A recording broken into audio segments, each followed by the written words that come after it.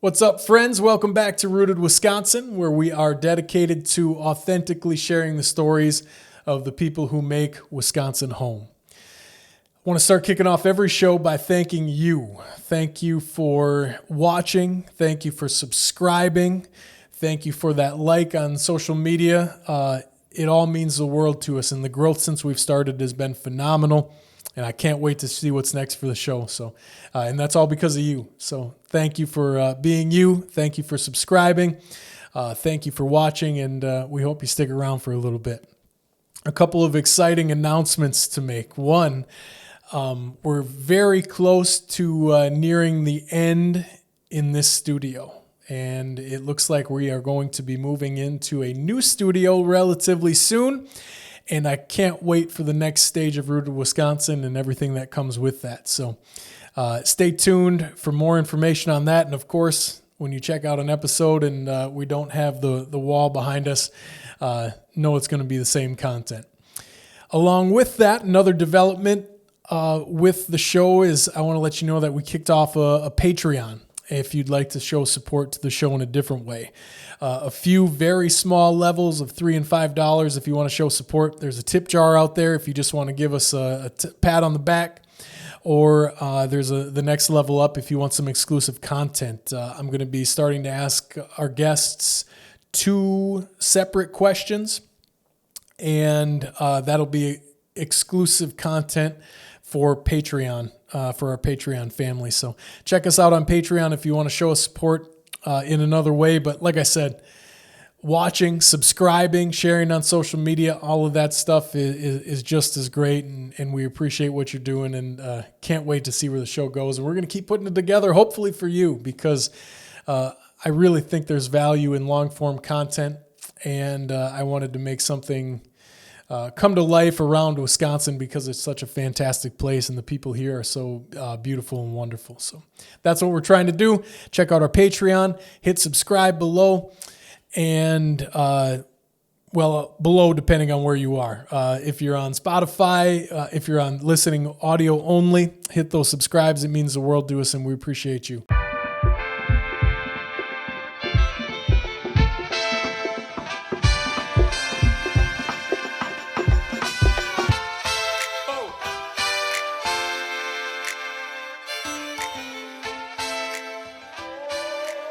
When you think of a starting point, what do you think of?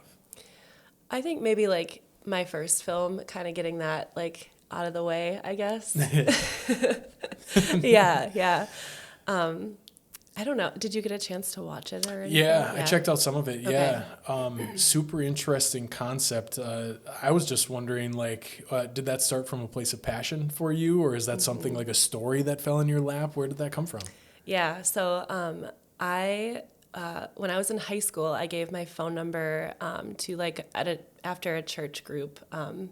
There was a guy like who had a little booth set up, and he was talking about mission trips to Haiti, and I really wanted to go, but it was like $1,200 or something, and I was in high school, and I just thought, well, I'll just give him my number if any like opportunities come up eventually, and like don't have the money right now, but like maybe eventually I will. And it was like 10 years later, he called me, and I was working. 10 years later? 10 years later. And I like answered, and I never answer the phone when I like don't know a number, but I answered it anyway for whatever reason. And I was working at Kohler Company as a video producer, and was kind of thrown off by the call. And, he was like, "Do you remember me?" And I was like, kind of, and it started coming back to me, but he said, I kept your number after all these years. And we do have a open slot on our next trip, and it's paid for, like someone had to back out. So it was a trip to Haiti paid for, and I just immediately said yes and didn't really ask like details, like when are we leaving? How long will we be gone? I just was like, yep, I will totally do that. And he said, well, we leave in 2 weeks and we'll be gone for 2 weeks. And I thought, okay, I got to talk to my boss, I think. But yes, like buy me the ticket. And I did end up talking to my boss right after. And, I was contracted at that time through Kohler, so I didn't get paid vacation. And I thought, I don't need, to be paid for 2 weeks or whatever. But he had said, like, your contract doesn't allow you to take 2 weeks off. And I said, well, then I'm putting my 2 weeks in. Because, like, I have to go. Like, I can't pass up this opportunity. So I had just gone on that trip just to, like, help build walls. Like, we were doing, like, a dental clinic kind of pop-up thing. And I had met Sister Maria through that trip. And I, like, immediately was just like, this woman is amazing. Like, her story needs to be told.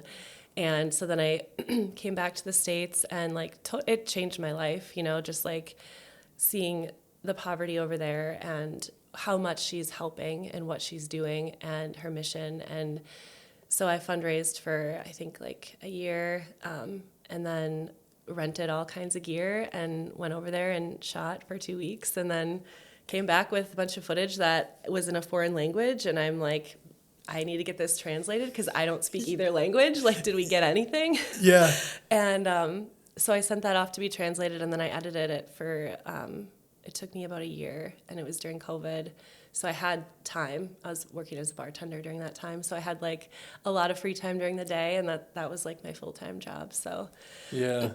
I was wondering that as creating a documentary, I was just assuming you had like a translator there, like telling you what they said, because how do you know the content is going to match what you're looking for? It was terrifying. Like, I wrote questions, and then I had a translator who was like there with me, but she didn't go to the shoots. Like, I was sent out on the back of a motorcycle with a man that I couldn't like communicate with, and he was then doing the interview. So my questions got translated from English to Spanish or Portuguese, and then from Portuguese to French Creole. So, like, the translation twice. And then, you know, I'm sitting, like, monitoring audio and monitoring the camera, and I'm like, okay, did he answer the question? Did he ask the question? Like, I've never felt so stupid in my life, honestly. Yeah. Like, and helpless, you know? I think that's probably the best term. Like, you can't ask a follow-up question. No. You have no idea what they said. You don't know how, that had to be a creative trip on the back end when you got home to be like, mash it all together and be like, how does this fit? Yes, totally. So how long from when you were there the first time until you went back to film the documentary? Like, what was the... I think it was 2 years. Okay. Yeah. I think I went in 2016, I think, for the first time, and then I went in 2018 and then 2020. So I actually came back 2 weeks before they shut down the airports. Dang. For COVID. Yeah. It was like, and Haiti like shut down their country basically. So like, you could have a huge documentary if about 2 weeks later. Still be there. Yeah. like a living documentary, not just, you'd probably speak the language. I would. Yeah. Yep. That's awesome. It's, life's happenstance, you know, saying yes when an opportunity presents itself. You never know what it's going to come of it. Yeah. Well, yeah. And like just being uncomfortable too, you know, like I felt helpless. I felt really out of my comfort zone. But I think that's why I continue to do these projects, is like to get myself out of my comfort zone, you know, and I like that feeling because I think it's important to feel uncomfortable a lot of the times to test yourself and to, you know, test yourself creatively too. That's where so much personal growth comes from. And when you reside in comfort, the boundary pushing stops too. You know? Oh yeah, for sure. So maybe back up a little further. How did your interest start? Like you must have had some idea of creating a documentary at some point. Or did it just like pop into your mind when you were there? Honestly, I think it just popped into my mind. Like, I went to film school, but I was like, we didn't really have any like documentary classes or anything. It was more like, narrative film. Is that the word? Narrative film? Like drama, you know, like that sort of stuff where you write a script. We had screenwriting classes, and then it was more like, now, you know, come up with this story and then we'll shoot it this, you know, however, pick your shots and like light everything really nice. And that was like cool for me, but I was like, damn, this is like a lot of work, you know, like, and for me, like my passions reside in like people's stories and like the humanity of, you know, like how people, people have to walk 10 miles to get water, and I can just walk to my sink. Like, so I think, I think when I was in Haiti, I was just like, okay, I think this is like my life purpose, is to like make documentaries and tell people's stories who may not have a voice, and, like bring their stories to life and have my experiences there. Kind of like, I want people to, who, if they can't physically go to Haiti, I mean, right now it's like very dangerous, but if you can't go to Haiti, like at least watch this film and kind of, hope that they can understand kind of like what I went through, like bringing that experience to other people. Yeah. I was wondering that too. Was Haiti in a little bit different place when you were there and filming this? Yeah. I mean, it's like very, very dangerous now, sadly. Like the mission group that I went with, like they haven't gone, I think, in like 2 years, not only with the COVID stuff that's still happening there, but like a lot of the, there's a lot of violence and a lot of like kidnapping, and like actually Maria, the woman who the documentary is about, she has like a couple of like hits out on her, so she has like a permanent bodyguard. It's kind of a lot to get into, but it's basically like the two countries don't get along, the Dominican and Haiti, so they're like constantly at odds. And like if she's helping in Haiti, the Dominicans are like, well, she should help here. She's helping in both countries, but it's just like a, I don't know, generational, the poverty there is just, it changes people, and it makes people, do whatever they need to do to feed their families. So it's really... Absolutely. Humanity is a different thing. As as poverty rises, humanity in general really adapts and changes. Yeah. And that, like, the counterintuitiveness of that, right? Like, she has this amazing skill set, and not only that, and drive. And the like, patience. Yeah. Yeah. That was one of my favorite parts of the documentary so far. I can't remember verbatim how they said it, but it was like she would find any excuse she could to be outside. Yes. And like, she finished like what? It was like a 5-year program in 2 years or something, and everybody was like, "How'd you do it?" And she just like likes it. Yeah. Yeah. She didn't sleep. She wanted to be outside. Yeah. Yep. Yeah, I can see that. I can see how that that similar sentiment is some reason why I started the podcast, is sharing people's stories. And I can see that, how like when you come across stuff like that in life, it's like people need to know about this, and it's awesome that you have the skill set to make it happen. Thank you. Too. Yeah. Yeah. That's sweet. So film school, but never thought about documentaries. Hadn't crossed your mind. I actually wanted to be an actress ever since I was 7. Okay. So I was like, my parents were wonderful and supportive. Like, I was shocked, looking back, like as a 7-year-old, like, okay, honey, you're going to be an actress. Like, but when I was 15, so like basically throughout high school, my mom and I would fly out to LA, and like I had an acting coach out there. So I did a lot of camps and things. And like, I was kind of like immersed in like that world since I was like 14, I guess. So, but I decided acting was not for me. And it's just like, I like being on the other side of the camera, Sure. Yeah. How did that happen? How did you make that decision to say that it wasn't for you? That I think that resonates with a lot of people. We all had all's a strong word. It's all encompassing, but most of us had a dream at one time that didn't happen, and a lot of times it's for the better. But the journey to get there and make that decision is always so poignant and difficult. So how did that happen for you? Was it at one point in time, or did it grow slowly? That's I'm trying to remember. I think I think it was like I got really into Wes Anderson films. Okay. And I wanted to like have the control of like the editing and like the directing process of that, not necessarily like, I wanted to like create visual things, I guess, rather than create like characters. So I think it just kind of switched like during school, and I just kind of realized, also, everyone in LA in that area was trying to be an actress or an actor. Right. So it was like, I just kind of like didn't give up on myself, but I just kind of like tweaked my dream a little bit to adapt to what happens. So did you have like gigs? Did you act in stuff? I had auditions, but not while I was in college. When I was in high school, I did auditions for like Disney Channel stuff and like never got anything, but it was still like awesome experience because it like I still remember that feeling of like being terrified and walking into a room of producers and being like, okay, now do your monologue, and hope I remember it.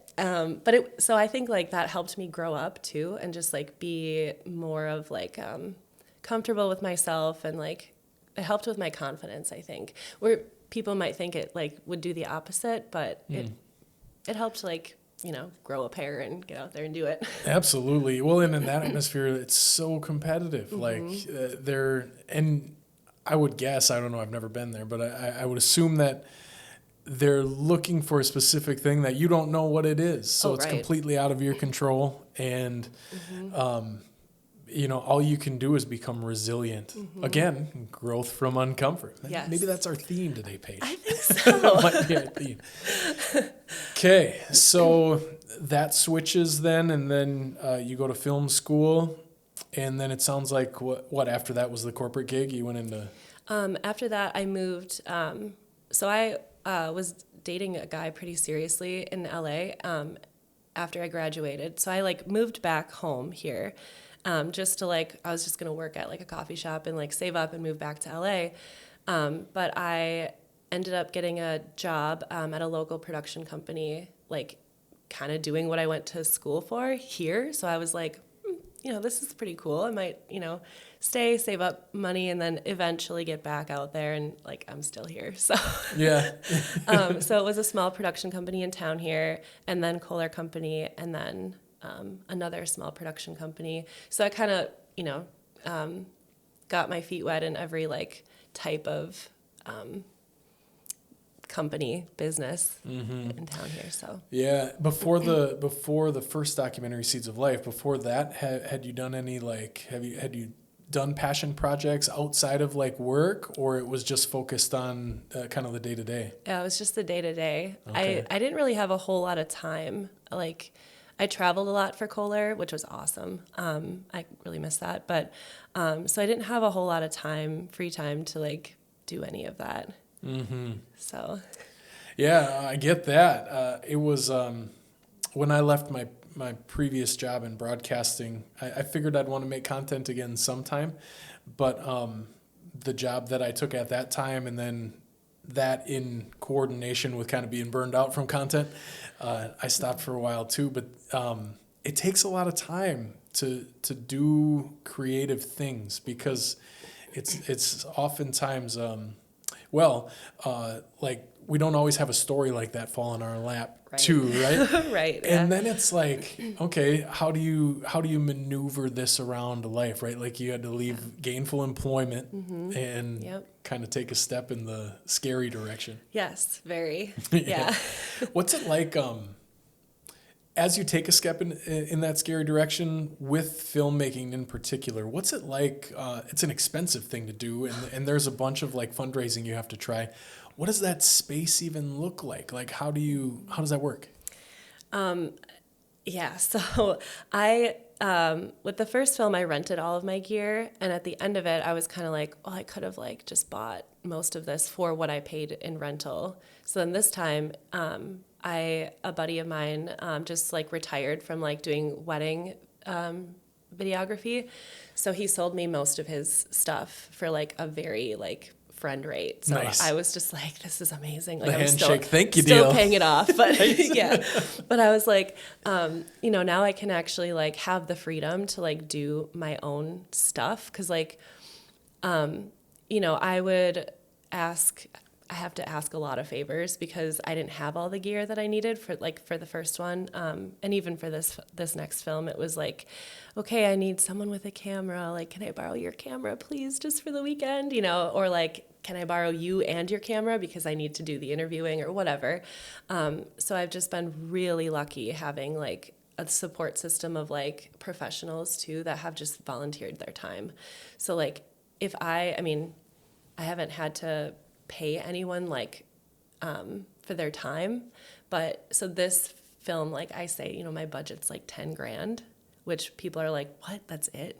But it's like literally like I'm not paying myself. I'm not paying like my wonderful crew. Like it's literally just like for music licensing, for the gear, for meals. Like I like to feed people. If I'm not paying them, we're gonna go and We have could a at meal. least eat. Yeah. So, but when you have a crew of, you know, 6 people, it's like $250 for a meal, and like, so things add up, and gas, because I'm traveling now for this film. So I do try to pay myself with gas money and my crew with gas money. So Yeah. the bare minimum, but Yeah. At least that's one part with documentaries, you don't have some talent because that gets very God. expensive too. yeah. Mm-hmm. Yeah. Yeah. So, like the kind of the classic like fundraising that we see, like GoFundMe type stuff. Yeah, And yep. I have a GoFundMe. Yeah, this film's been a little bit trickier to get funding for, just because it is like kind of the subject matter. You know, people either are comfortable with it or they're very uncomfortable with it. So I've seen like a lot of support like from my friends, and which has been super, super helpful, and like my, you know, like the crew and the community. But it is like, it's been tough, you know, like I've applied for a couple grants. I applied 2 local ones. One of them I still might get funding through. I have to touch base with them next month. But the other one was not really given an opportunity to like plead my case. So it was kind of like, but I kind of expected it going into it. It's a tough ask for sure. yeah, and we live in such a PR driven world that anytime like it could scratch the surface of like riling half the masses. Right. Yeah. Funding, it's funny. One of our last guests, he does like waterway cleanup, and he contacted a couple, like he cleans a lot of lures out of local rivers. Yeah. And he contacted the companies about like maybe collaborating and helping out. And I told him, I'm like, that's probably why you didn't get a response, because of the negative PR that could come from that. Yeah. But it's such like it's a good thing, right? Right, and right. I think, I don't know, the shininess or the perceived shininess of PR, I think takes away from the authenticity that I'm at least striving for with my conversations. Yep, exactly. So that's probably a good segue into it. Let's talk Yeah. about Gold, your next Yes. project. Yes. How did this one come about? Yeah, this one, actually, I was approached by 2 of the women who are in the film. They came to Seeds of Life when it showed the premiere back in 2021. So they were at the premiere, and they kind of approached me afterwards and said, you know, we kind of have a story for you. Not sure if you're ready to do another one yet, but they kind of like pitched it to me, and I was like, yeah, like totally, this is what I want to do. And I think like my theme for my films has been giving a voice to people that don't always have one, and also female empowerment. Like that's kind of the theme and trajectory that I'm trying to keep on. And it took probably a year to meet the club owner, to kind of like foster the relationships with the women in the film, just because, you know, from my perspective, if I was in their shoes and, you know, some chick was coming in and I want to make a movie about you, and like, well, what's your angle here? You know, like, are you going to expose us? Like, so I'm grateful that they were kind of, you know, wondering about like they were pretty hesitant, which was good, I think, and rightfully so, because it was, I mean, not only are they being vulnerable with their stories, but it's also like some of them have family members that don't know that they're dancers. And, you know, it was like all this level of exposure that they really had to think about, like, do I want to, you know, put myself in this situation? And like, I'm so grateful that, you know, the girls in the film decided to be in it and like share their stories. 'Cause I think like it's such an interesting it's such an interesting, I guess, like career path that you could take, or, you know, a job. Like everyone's interested in strippers, like, and it's a very, there's a lot of levels to, you know, a strip club, and like the culture around it and stuff is so interesting to me. So I've been learning a lot. Absolutely. Yeah. So it was two dancers that approached you and just wanted to tell the story of dancing? So they are current dancers. And so they said, we have this club up in Iron Mountain area called the Gold Nugget. And technically it's in Spread Eagle. So I just think that's hilarious. At first I was like, that's not real. And they're like, yeah, it's real. And they showed me on the map. And so the club is different because it's run by a woman, and she was a dancer in the 90s. So she runs the club in a way that empowers women, and kind of like, so let me back up. She, when she was dancing in the 90s, she saved up enough money to leave her abusive husband. And that was kind of like the story that like hooked me, was like, well, yeah, like you can make a lot of money, quick money when you're dancing, and like leave your abusive situations, because like so many women are stuck in these situations that, you know, a lot of domestic abuse, like there's a lot going on, and if you're not financially stable and independent, you're kind of stuck. So that's kind of what hooked me into it. Sure. So they found the story interesting of like her, and then the rest is kind of coming with it. Yeah. And so they work for her. They work at that club. Sure. Yeah. Okay. So you mentioned like the layers of what you know, that work is, and then there's also a lot of layers around the people who work there. Where are you at with like filming content? Is all the content you have like done, or are you still filming content? Still filming, yeah. Okay. So you're right in the thick of things right now. Yeah, and I'm so excited. Like, I just shot.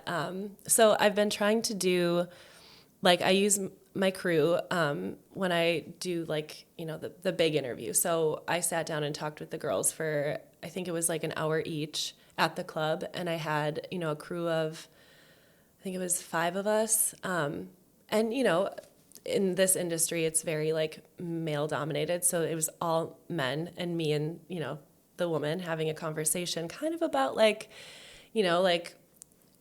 sexual abuse or whatever, like their past. So it was like a space that maybe didn't feel so safe, maybe for either of us, just because I love the men that work with me, but it's just like, you know, there's still like a male presence. And so I wanted to go, to have that, of course, in the bag, and then travel to their homes, these women, and just me and a camera, and kind of get more into like the weeds of like, like, you know, their past and their upbringing, and just have them more like comfortable, and like, just have them feel more comfortable, I guess, in like telling me their story. And so I just went up and shot like a day in the life thing with one of the girls on Sunday, and I'm like so excited with the content that I've got, and it's very cool, very exciting. Yeah, absolutely. So is it kind of coming to life that you're going to be like paralleling their stories with the owner's story type thing? Yep. Okay. Mm-hmm. Yeah, so I have about an hour of footage on a timeline right now, and I showed it to a very small group of like trusted people recently. And just to get some feedback, because I'm so close to it now, where it's just like, does this make sense? Is this good? And, you know, I'm moving some things around now, but yeah, it's all, it's like little offshoots of the women's stories, but it's still like very much about, you know, Dusty, and like Dusty is her name, the owner of the club. So it's still about, you know, her and her journey and things. And was she on board from the beginning? No. I was going to say, yeah. No. Yeah. It's like I mean, I remember having lunch with her the first time I met her, and she like didn't really look at me like the whole lunch. And I was just like, oh man, this is going to be tough. You know, like I try to be like an open and like bubbly, welcoming person, but it was just like, you know, I felt pretty defeated after that lunch because I was like, I don't know if she's going to be like cool with this. The younger girls were more open from the beginning, but still a little bit closed off. Like it took, a year to foster relationships with them. So, and now they're honestly like my sisters. And Dusty, like she's been amazing. She did so good in her interview, like so open and like I was very happy with it. And you can speculate as to why, right? Like we're talking about the nature of that industry, and not looking at you might be her guard, Yep. That was her guard up at the time. Totally. Feeling you out. Oh yeah. Having lunch. Oh yeah. But seeing if you're going to tell the story, I'm guessing that she would like told. Yeah. Because there's a lot of stories just about that profession in general that aren't all the times the real stories, I would assume. Right. And then in another way, like painted in a negative light. And I'm sure that's what she was thinking, just another right. spotlight on all the bad instead of, because the couple trailers that I've seen that you released from it, it seems like you're flipping that script. It's the spotlight on the good that can come from it if you use it positively. Yeah. And the empowerment, yeah. Yeah. Have you been, were you close to that environment at all prior to these two approaching you? No. No. No, I had never stepped foot in a strip club before this project. And I actually grew up in a very Catholic conservative household. And so, I have found myself over the years, now I'm very comfortable with who I am and my choices and whatnot. But, my parents are not happy that I'm doing this story. And it's a lot of, but personally, like we were talking about earlier, being uncomfortable. When I went to the Nugget for the first time, I was just because I went up there, I think twice before I started filming anything, just to experience, what that club was like and what the customers were like and the girls. And I was so uncomfortable. I was just drinking PBRs in the corner, just not looking at anyone, this is so crazy. And I went by myself too, and it's just okay, who's this? Is she a dancer too? But I've become a lot more comfortable with the club atmospheres. I recently went to another club just to see other clubs and atmospheres and the girls and how the rotations go and what the customers are like, just for my own research and things. And it's a whole nother world, and it I still get a little bit uncomfortable just seeing how some of the men interact with the women. And it's part of me wants to step in and be you can't treat her like that, but then it's okay, I gotta this is her job, she's at work, she is in control, and that's it's a cool thing for me to understand and see, and it's still a learning experience for me. Yeah. So how long have you been filming? In that, when did you start? I started in April. Okay. So in April I think it was in April. Yeah. We did just some still photography up there for the promotional footage and stuff. And then I filmed most of the trailers when I was up there in April. So yeah, I think I've been doing about a shoot a month typically, or an interview a month. How does working on a project like that go as far as when do you know you have enough footage? Yeah. Or because you can probably, I just kind of working through it, imagining myself in that, you have to open door after door that you're okay, this needs to be explored. Oh yeah. This needs to be explored. And it can turn into this endless project, right? Yeah. I keep saying this could be a docu-series. I already have so much footage, and I keep finding these rabbit holes too with each of these women's stories where it's they have some sort of experiences with for example, there was a recording that one of the girls took recently and showed me it and stuff, and I was this is a whole nother rabbit hole of the customers, the customers that come into the club, like what they're dealing with, and like, there's just so many different angles that like things could go. So I have to be very focused. And like, I actually have been getting a lot of messages from women who have worked at the Nugget saying like, oh, I'd love to like share my story and stuff. And it's been really hard for me to be like, I can't have 25 girls in this film. Like, I wish I could, but it's just like, then I'm going to lose, then it becomes something that's like almost too chaotic. It has to be like a little bit more focused. So that can probably get outside of the story you're trying to tell, because that could become like soft white underbelly-ish. Have you seen soft white underbelly? Yes. Yeah. And fascinating content too. And you can do an awesome job with it, but it doesn't seem exactly what you're trying to do with this. Yeah. Yeah. So it's going to focus on 2 dancers and the owner? Yeah, two or three dancers. And then I'm also trying to, there will be a man interviewed. He's the bouncer, like manager of the club. And he's worked there for a long time. So I want that perspective, because like the themes that are coming from this, which again, documentary filmmaking is kind of like easy because it's just like, well, it just comes together, and then it's like, okay, now I'm like finding these themes and can pick out like commonalities, and a lot of it is like the sisterhood that goes on at this specific club, which I think is like amazing, because from what the girls have said, a lot of other clubs, like the women are kind of pitted against each other, and like there's a lot of like jealousy and like cattiness and whatnot. But at this club, like they're all like best friends and sisters, and that's also a theme throughout the film too, is like the sisterhood that they have, and like they support each other, and like most of them are sober, which shocks me because like if I were to be a stripper, I would need to be wasted probably. But like they're keeping each other accountable, and like that's another beautiful part of like this club in like the middle of nowhere, like everyone supports each other. It's so cool. Yeah. Leads me to a couple questions I had been thinking about. One being, what or have you said you went to a couple other clubs to like contrast.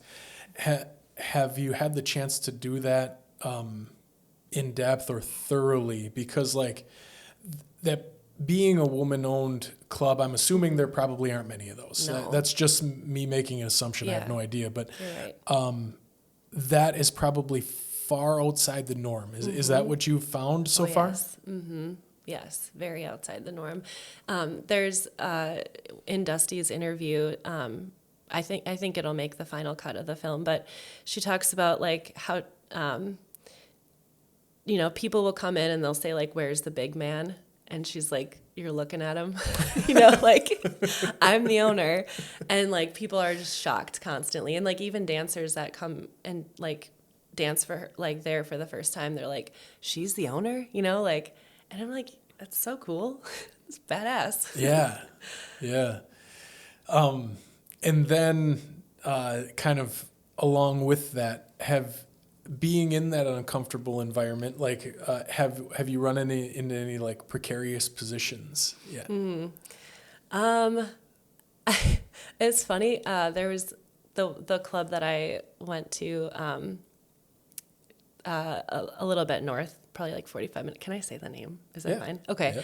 I went to North Point, which is like right off the highway, kind of in, I think it's in Peshtigo, technically. But like the girls had kind of told me like stories about that place and like how rough it is and whatnot. And it was like tiny. Like the club itself was very small. And, I walked in and, of course I'm like, always like the only woman at the club who's not a dancer. But the girls were all like talking to me because like I know most of them, and like we were all kind of. You had gotten to know most of them just because they know what you do? So yes, I guess. But the 2 girls who work at the Nugget also work at North Point once in a while. Okay. So they were there that night. So like they were introducing me to all the other girls and stuff, and like telling them what we were doing. And I just noticed that like a lot of the guys were like kind of like they seemed kind of pissed off because I was like taking the girl, you know, like the girl, or I was distracting them or whatever. And it was like, they wanted to talk to them, but they were talking to me and stuff, which was kind of funny. That's really been the only like precarious thing I would say. It was just like, dudes are like jealous that I'm there or something, that the girls are talking to me.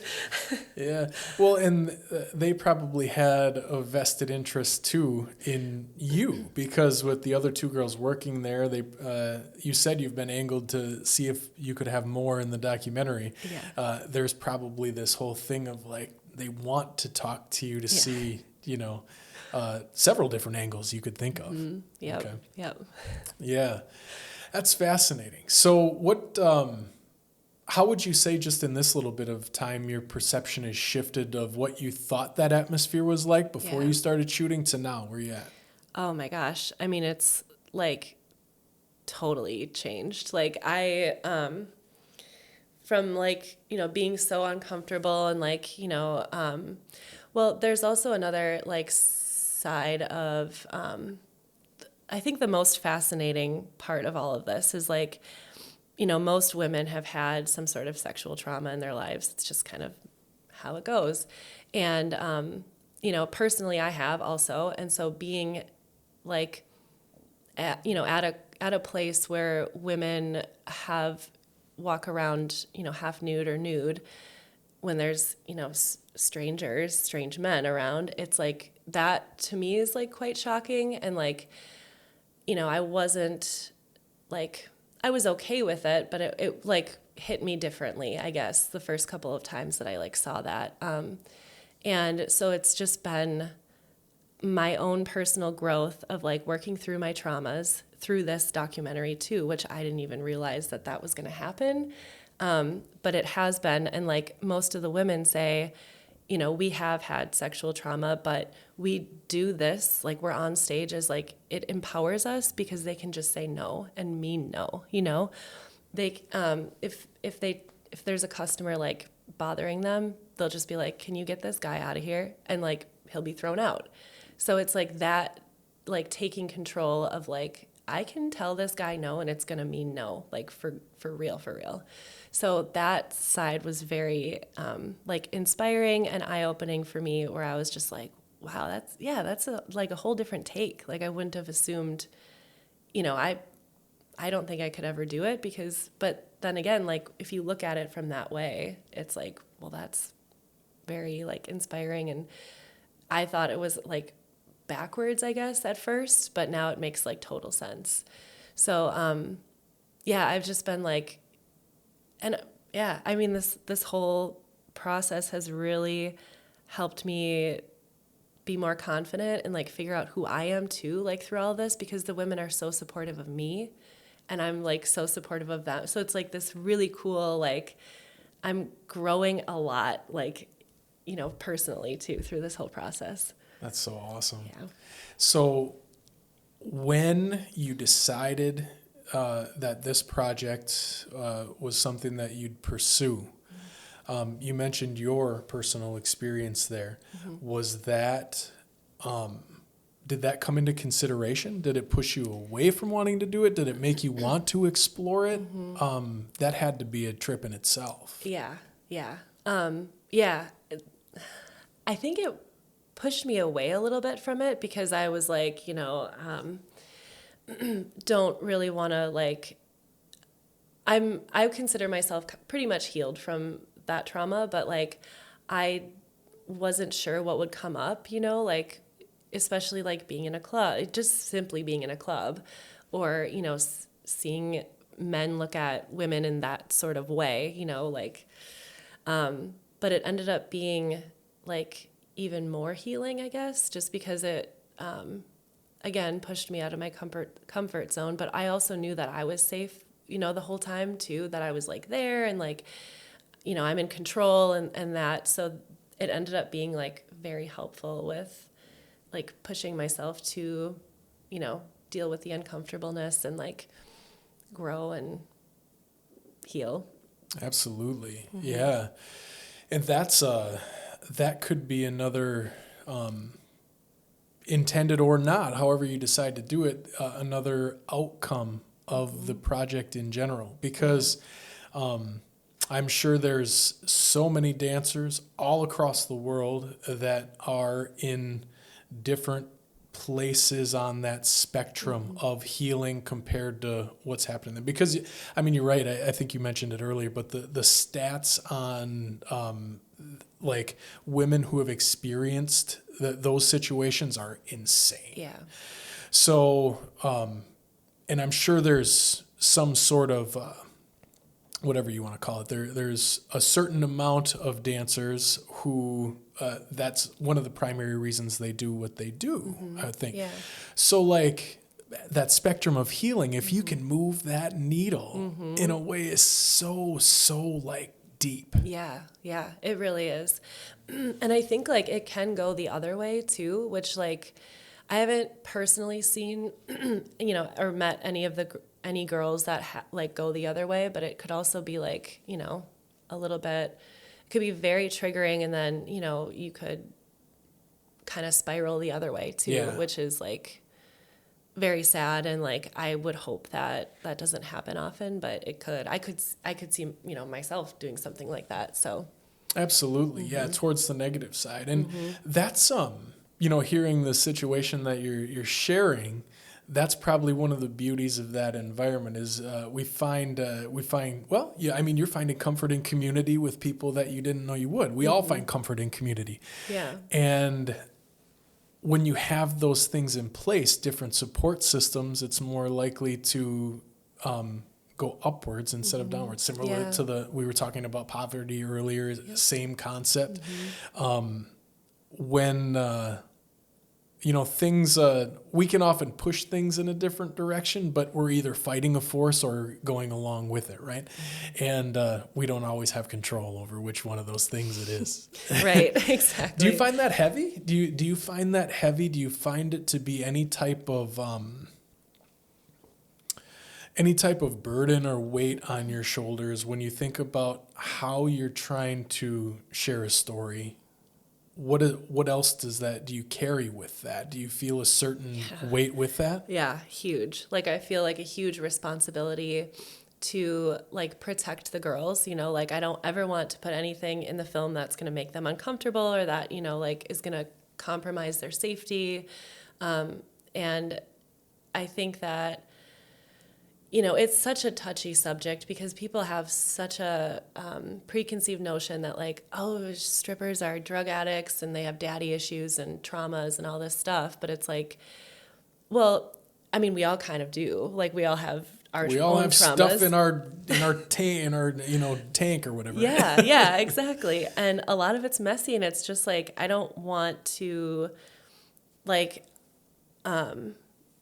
dwell on the negative, of like a lot of the traumas and whatnot that these women have gone through, but their stories are their stories. So it is like, I do have to include some of the like gnarly details just to like tell their story and who they are. And it's like, it's easy because like they have been so honest and open with me, but also like on the back end, I'm just like, I hope I'm doing these girls proud. 'Cause like, it's a lot to sort through, and it's a lot to, I just come at it I come at this whole project from a place of like, my heart is like on the table all the time. And it's just like, I just want to tell their stories from like the best place that I can. So I think just through love, it'll all like come together, and love and support. Yeah. Yeah.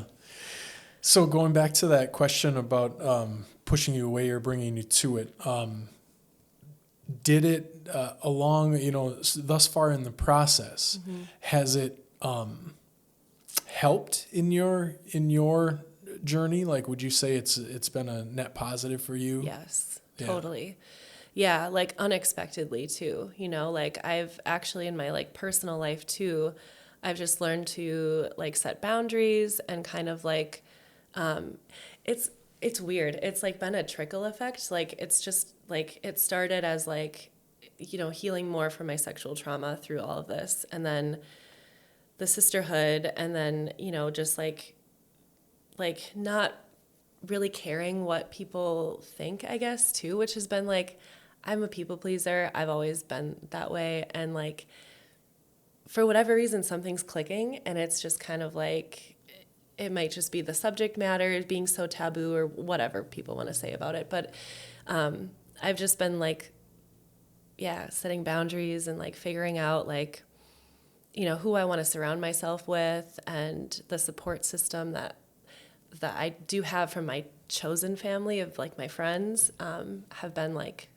very, very supportive, and it's just been like helpful because I don't have, my family hasn't been like the most supportive, so that's been a little tough, like just,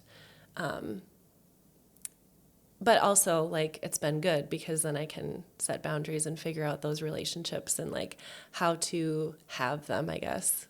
Yeah. Yeah.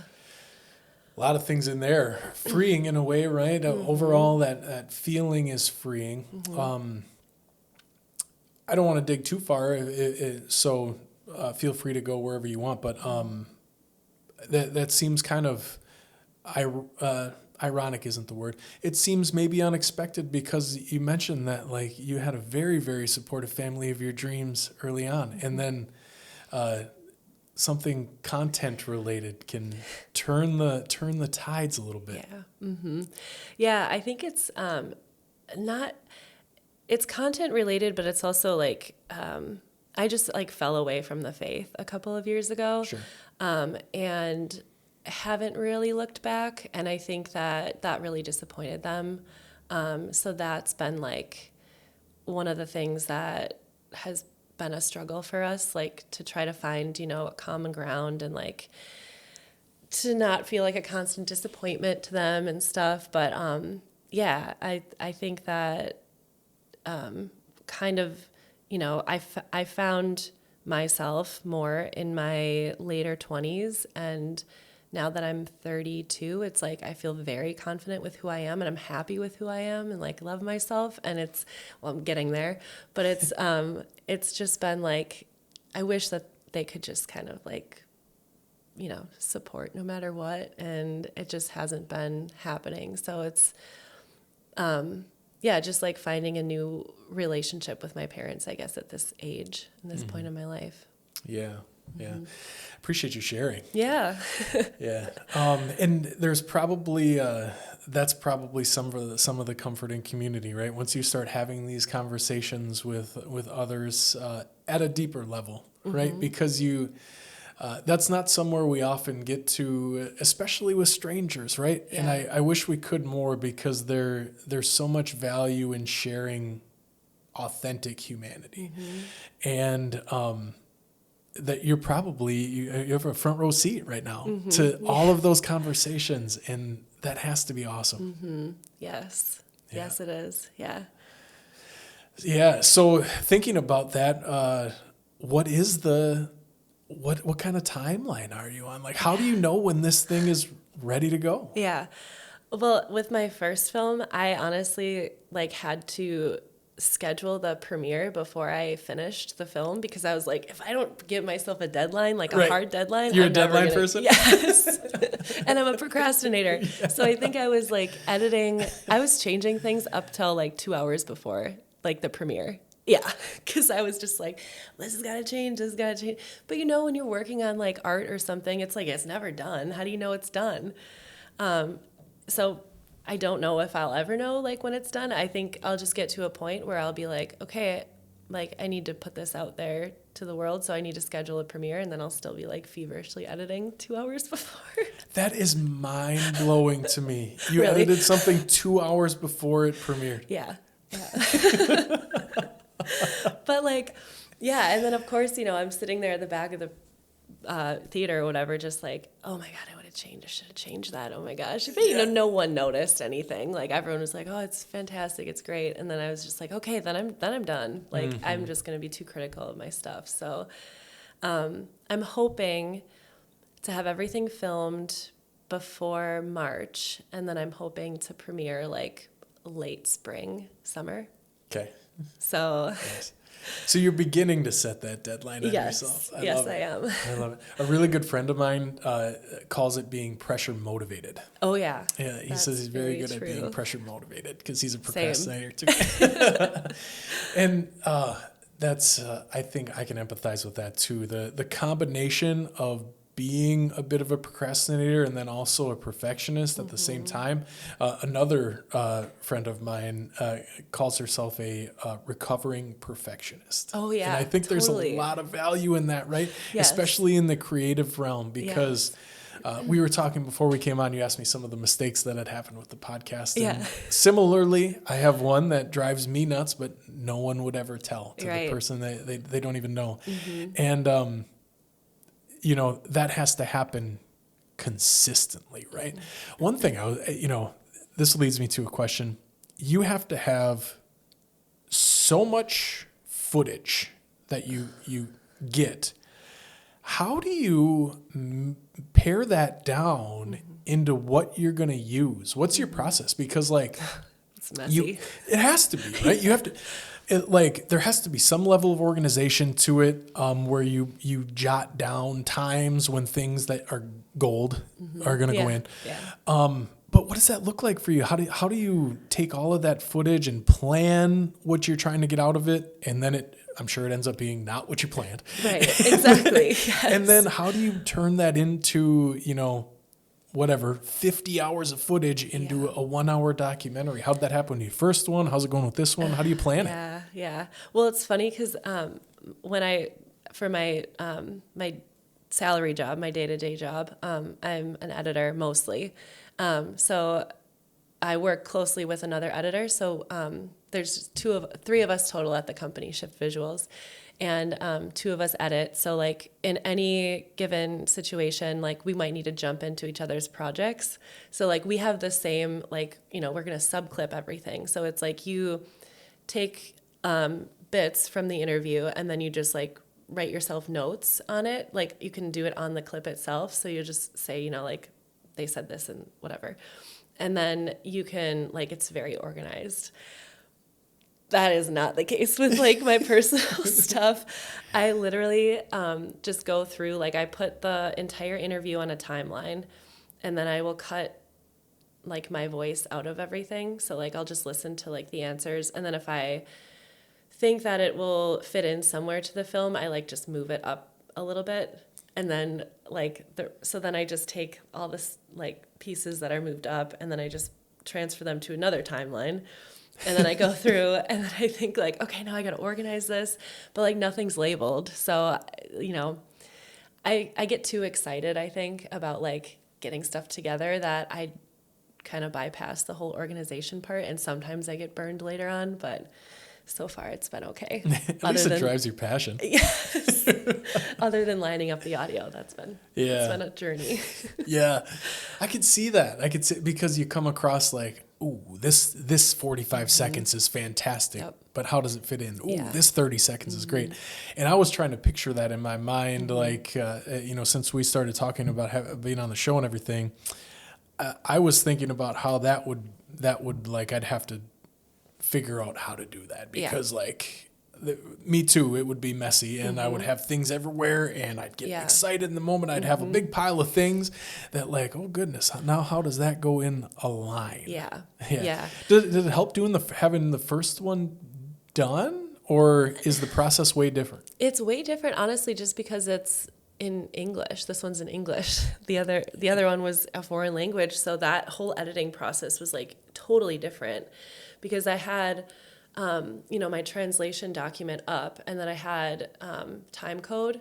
So I literally just kind of cut, I would just cut and drag. I wasn't second guessing, well, do I have another way that she said this or he said this, but it's just oh, well, that's what that is, and I'm going to slide it in there. So it's a different process for sure. Cause now I'm looking for more inflections and tones and things, and but it's hard for me to cut things out too, where I'll just put way too much of this, kind of the same story, or too much of the same way that someone said something. And it isn't until I showed my small group of friends, and they were oh, well, she said that twice. You don't need that other part in there. And I was oh yeah, that's true. I'm like a more information rather than less. And I need to like, that's one thing I'm trying to work on is like just cutting more stuff that like is fluff, I guess, out of things. Yeah. Is it invigorating to have a passion project going when you do it day to day too? Yeah, it's funny because when I listened to your and Maddie's conversation, you guys talked about this, and it's Yeah. like I was thinking about that. I mean, it's tough. Like some days I'm like, I don't want to, sit at a computer and edit into the night and like be doing this, but I think like because it's such a like I'm so passionate about this one that it's like it really I'm excited to look through footage. Like it doesn't feel like work. Like I don't know, it's hard to explain. It's almost like a out of body experience sometimes because I'm like, oh man, like have I been sitting for 3 hours now? Like, I need to get up and walk around because like it is time consuming, but it's also like it consumes me totally. Got it. And I haven't felt burned out at all. Knock on wood. That's awesome. Yeah. Yeah. Yeah, we did talk about that because like in that conversation and now again when I hear that, I try to put myself back in the shoes of like, 40 hours a week making content and then would I have started a podcast at that time? Right. And as the conversations tell me yes, that I'm getting to have with awesome people tell me yes. But I don't know if my drive would have let it happen because it's like, I don't know. Yeah. I felt like I needed time away, but that's awesome to hear that it still is an escape. Even you're doing the same, the same clicks. Yeah. Right. Exactly. Yeah. Yeah. And like, I mean, my bosses have been amazing too. Like if we don't have, a whole lot going on, like they're like, just work on your stuff. Cause you're still like working on your skills and perfecting your skills and whatnot and learning new things. And yeah. Yeah, absolutely. Mm-hmm. So they're supportive of the that's 100% key. It's awesome. Yeah. So they've helped like shoot it and they've helped with audio and stuff and like graphics because I'm not a graphics person. So they'll help with graphics and yeah, it's like amazing that they're supportive. Mm-hmm. Yeah. So now when you think of it from film school until now, what is your reaction to where you've gotten to? It's interesting. So like film school, I loved my professors. I learned a lot. I graduated in 3 years instead of 4. But they have not, my school itself has not been like supportive at all of like my projects, which has been really weird for me. Even the first one? Yeah. Yeah, not at all. Yeah, I mean, it's a whole thing. We could do a whole nother podcast on that. But yeah, it's been like, I've questioned myself like a lot. And I think it's just because like I have a lot of non-support in my life too, like from my family and then like my school, not, it's like, I wish people could just look past the like subject matter and look at the actual story and what I'm trying to do. Cause it is like, it's a good thing. And I think just like, I question myself, like, is this like what I should be doing?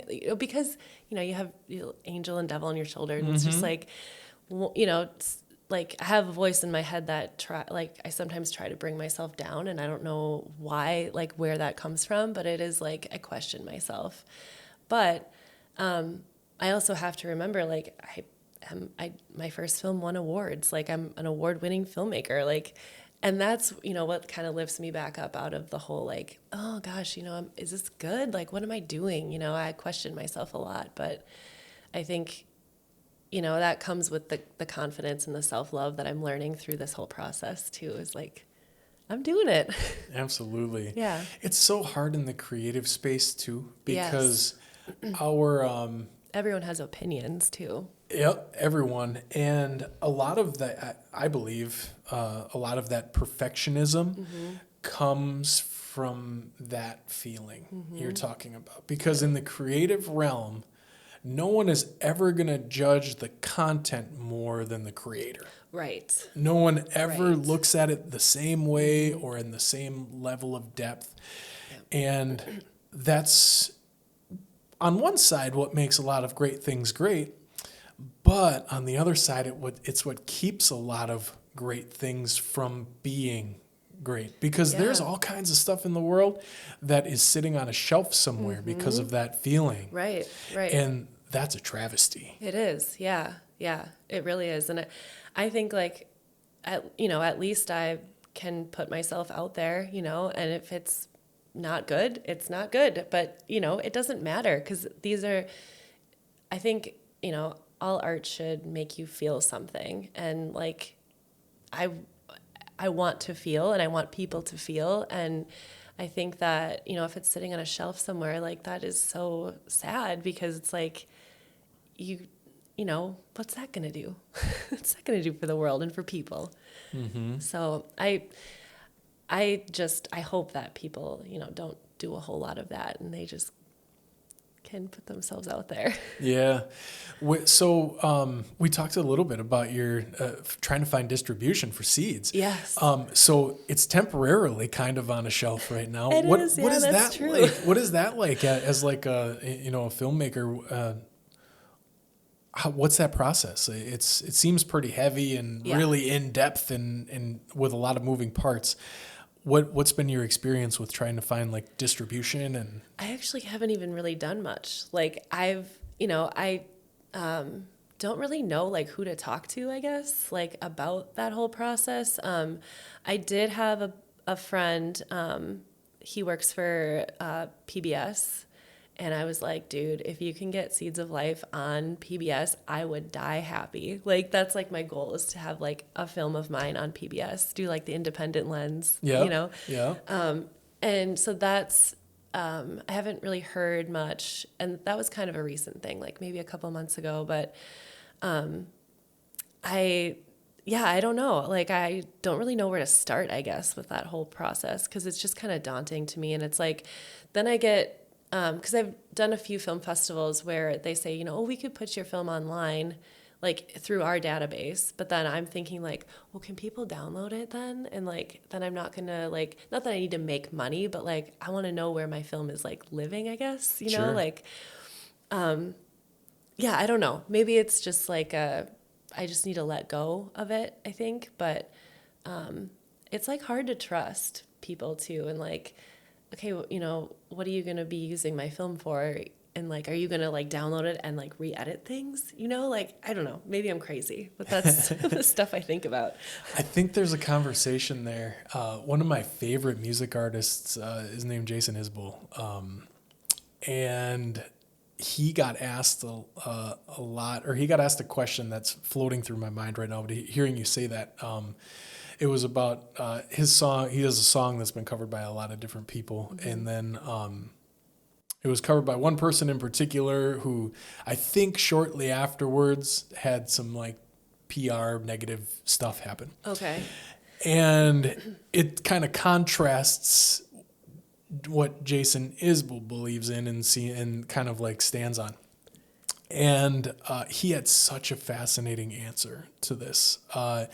He talked about how what he created, and it's a little bit different because songs are covered all the time. Nobody covers a movie, like right.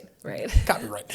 But at the same time, you're talking about your creative thing and what's going to happen with that thing afterwards. And his stance on it was that he created something, beautiful enough and worthwhile enough that somebody else wanted to make theirs. Sure. And I thought that was really, really moving. Yeah. To look at it like that, because in that particular instance, most of us, and he probably felt immediately at the same way until he thought through it. He's like, this isn't how I wanted to go. Right. This isn't it. Right. But to be able to get to that spot where it's like, I created this thing and then I did it because I wanted to, probably change the world. Yeah. Right? Share it with the world. Yeah. Yeah. And once it's there and it exists, you lose all control of it. It's true. Yeah. And that's just what I thought about as you were saying that. It's like, the birdie flies sometime, right? Yeah. And that's why you made it. Mm-hmm.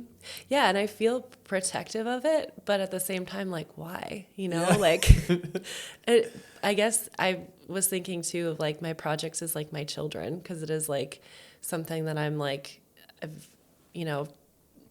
grown and cultivated and like then release. And then it's like, now what happens? It's kind of out of my control, But you're right. Like, I shouldn't be so, I guess I shouldn't be so worried about like, because I made it for people to watch. So Yeah. like, I shouldn't be like, so, People got to see yeah. it. Yeah. I just throw it on YouTube. Well, the thing I'd be worried about is trying to recoup some of the fundage that it costs to make it happen. Right. I think I did that film for like $5,000. That was it. Really? Yeah. Travel and everything? Travel and everything. That's unbelievable. Maybe it was 10, but yeah, it was like cheap. It'd be hard to get there for $5,000 Right. now. Probably. Oh, yeah. Mm-hmm. So, you mentioned that earlier, renting equipment versus buying equipment. Did you rent equipment there, or did you travel with it all? Traveled with it, and it was, so that was the other thing I'm too. surprised that wasn't $5,000. They get you with those weight things. So we took them in carry-ons. So we didn't check any bags. So like we had like bare bones, like gear wise, like nothing. And it was actually mostly because, like they would ask you questions. So like, what do you got in your, like, where are you going? Like what do you have in your bags? Like, because we flew into the Dominican. So then when we were leaving that country to go into the next country, it was very much like, like, oh, you have camera gear? Like, what are you doing with that? So we had to kind of be like quiet about it and secretive and just say like, oh, we're visiting friends and family. Like, and because if they would have, they could have just confiscated stuff too. Like, because it's kind of the Wild West in those countries. Like, people will just take stuff. So that was really scary. Think about how devastating that would have been. Oh my God. Well, and then how much I would have to pay the, company that I rented the gear from for the whole thing, like for the lost gear. It's like, oh my God, I can't even think about that. Yeah. Maybe a little bit less stress with this project. Yes. In that way, at least. So much. Yeah. Yeah. Yeah. No traveling, no feeling dumb because I don't know what people are saying around me. Yeah. Yeah. So if you had to describe the feeling now of what you're feeling about your project, how would you put it into words with gold?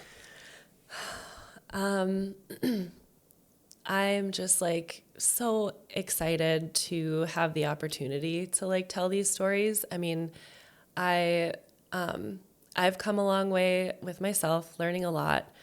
And also like, I just want, and it's not, people always say like, oh, do you want like men to have a certain reaction to like when they see the film? And it's like, no, I know women who are, like, I'm not going to watch that, like, or, like uncomfortable with dancers and whatnot. But I just want like I want this to change the way society looks at dancers. And like, I want to touch as many people and, change their minds or open their minds, I guess, to, that, these are all someone's daughter, these are all women who are getting themselves out of really tough situations through this temporary job in their lives. It's like, it shouldn't be such a, oh my gosh, we can't look at the strip club, we can't talk about the strip club, like keep driving, don't stop at the strip club. But it's like, why not? Like I think that, I just want to like open people's eyes and minds to like, we can talk about this stuff and we can learn about it and understand where these women are coming from and hear their stories and support them too. So. Absolutely. Yeah. There's so much value in long form conversation. Mm-hmm. There is. Yeah, unbelievable. Yes. Paige, it was awesome chatting with you. Thank you so much. It was awesome. Thank you so much. Yeah, I'm sure you're going to have a fantastic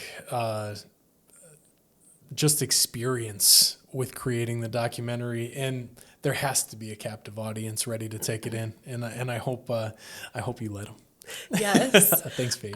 I'm just grateful because I felt like I haven't had quite a platform to talk about this locally, I guess, in the community, and I'm just really grateful that you approached me and wanted to have this conversation. So thank you. My pleasure. Thanks for giving me a voice. My pleasure. Thanks, Paige.